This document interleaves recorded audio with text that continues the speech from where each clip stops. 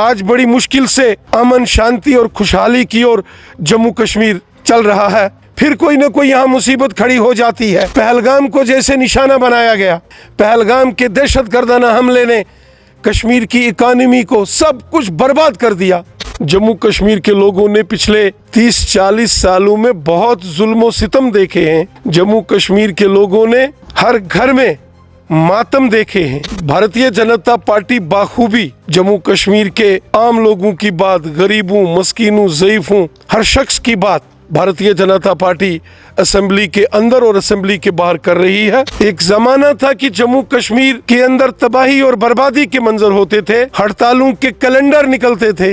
एक जमाना था कि जम्मू कश्मीर के बाजार साल के 12 महीनों में से 10-10 महीने बंद रहते थे। रीऑर्गेनाइजेशन के बाद जब यहाँ यूटी का गठन हुआ तो उसके बाद कई बार इस बात को कहा गया है कि यकीनन जम्मू कश्मीर को स्टेटहुड का दर्जा मिलेगा, और बीजेपी तो उनके खिलाफ इलेक्शन लड़के जो है हमारे 29 एमएलए जीते थे, इसलिए कोalition का, गठजोड़ का कोई सवाल ही नहीं बनता है।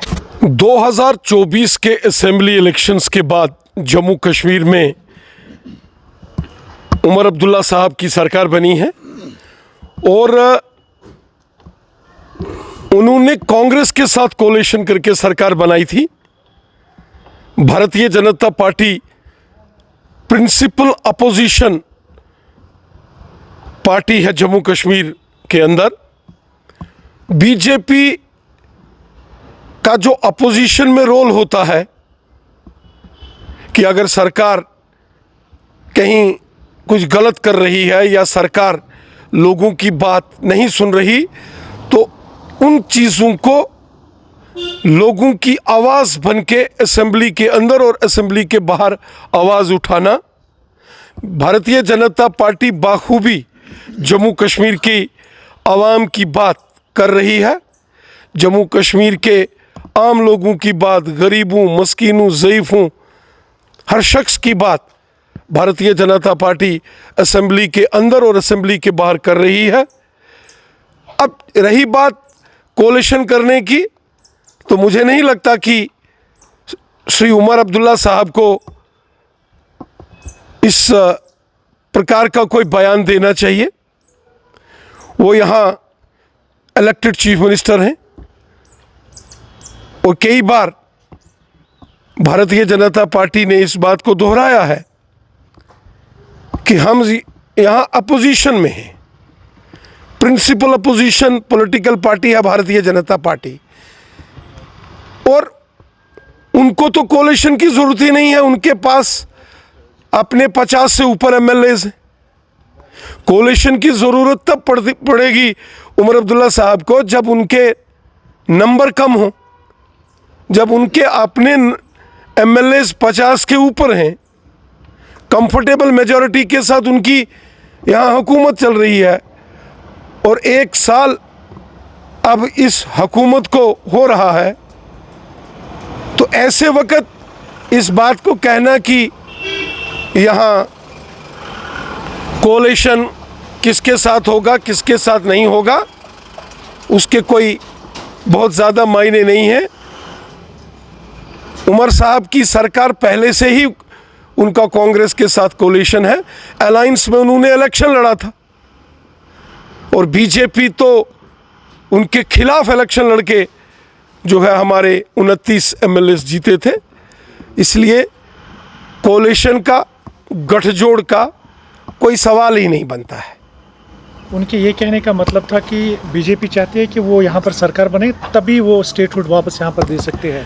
उनके ये कहने का मतलब था कि अलायंस नहीं करूँगा, रिज़ाइन करूँगा। रही बात जम्मू कश्मीर में स्टेटहुड की, तो जम्मू कश्मीर का स्टेटहुड कई बार इसका जिक्र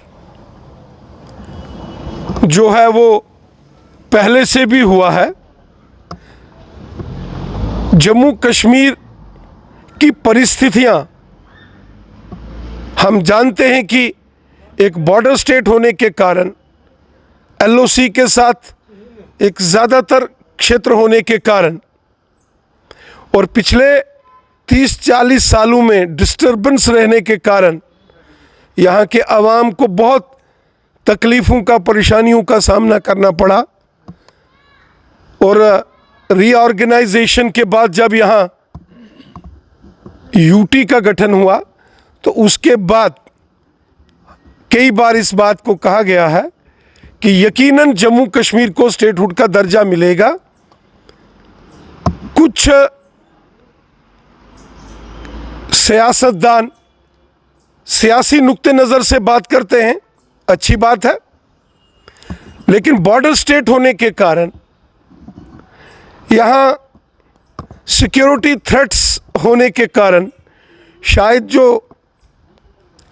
हमारे मुल्क की जो सिक्योरिटी एजेंसीज हैं उनको भी कॉन्फिडेंस में लेना बहुत ज़रूरी होता है। जम्मू कश्मीर के लोगों ने पिछले 30-40 सालों में बहुत जुल्म और सितम देखे हैं। जम्मू कश्मीर के लोगों ने हर घर में मातम देखे हैं।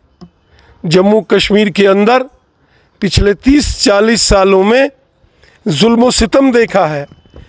बड़ी मुश्किल से जम्मू कश्मीर के हालात अब धीरे धीरे मामूल की ज़िंदगी लोगों की अच्छे से गुज़र रही है।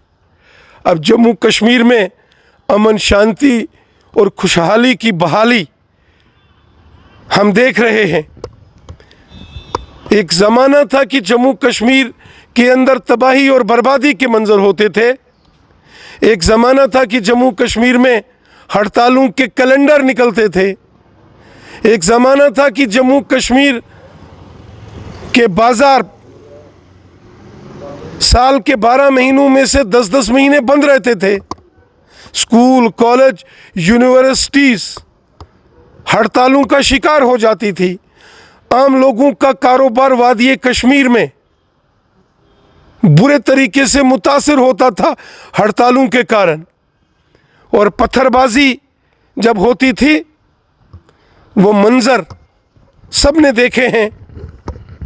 वो मुश्किल दौर जम्मू कश्मीर के बच्चे ने देखे हैं। आज बड़ी मुश्किल से अमन शांति और खुशहाली की ओर जम्मू कश्मीर चल रहा है। और फिर भी जब यहाँ लोग अमन से, सुकून से रहना शुरू करते हैं, फिर कोई ना कोई यहाँ मुसीबत खड़ी हो जाती है। अभी जो सबने देखा कि पहलगाम को जैसे निशाना बनाया गया, दुनिया भर का टूरिस्ट वादिये कश्मीर के अंदर था। तमाम कश्मीर के होटल्स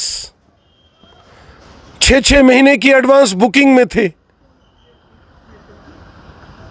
यहाँ के टैक्सी वाले, यहाँ के टूरिस्ट गाइड्स, वो कितना खुशहाल ज़िंदगी जी रहे थे। लेकिन पहलगाम के दहशतगर्दाना हमले ने कश्मीर की इकानमी को सब कुछ बर्बाद कर दिया। हम बार बार कोशिश कर रहे हैं। मैं खुद पहलगाम में पहुंचा। मैं बारामूला, कुपवाड़ा, बांडीपुरा, गुरेज, उड़ी और करना के दूर दराज के एरियों तक पहुंचा। वहीं कुलगाम, शोपियान, अनंतनाग, पुलवामा, इन तमाम एरियाज़ में भी जाके वापस टूरिज़म को पटरी पर लाया जाए, इसके लिए हम कोशिश कर रहे हैं।